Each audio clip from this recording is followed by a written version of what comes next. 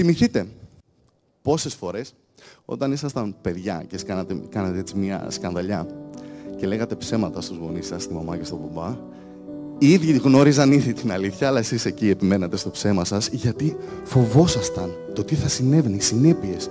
Και ο φόβος δημιουργούσε απίστευτες εικόνες. Με εσάς, κλειδωμένους σε ένα δωμάτιο, στη γωνία του δωματίου, σε εμβριακή στάση, έτσι να κλαίτε, και έξω οι φίλοι σας να παίζουν, να γελάνε, και εσείς να μην μπορείτε να βγείτε από το σπίτι, γιατί είστε τιμωρία. Και στο τέλος δεν γινόταν αυτό. Ή τέλος πάντων, εν πάση περιπτώσει, αυτό που γινόταν ήταν κάτι πολύ πιο ήπιο σαν συνέπεια, έτσι. Θυμηθείτε πόσες φορές δεν πήγατε να μιλήσετε στο κορίτσι των ονείρων σας. Γιατί ο φόβος δημιουργούσε απίστευτες εικόνες του τι θα συνέβαινε αν απλά πηγαίνατε και της λέγατε «Γεια σου, με λένε Κώστα». Ο φόβος δημιουργούσε απίστευτες εικόνες και πάλι, ότι μπορεί να γελούσε στο πρόσωπό σας ή να σας έλεγε «Φύγε από εδώ, δεν σε θέλω».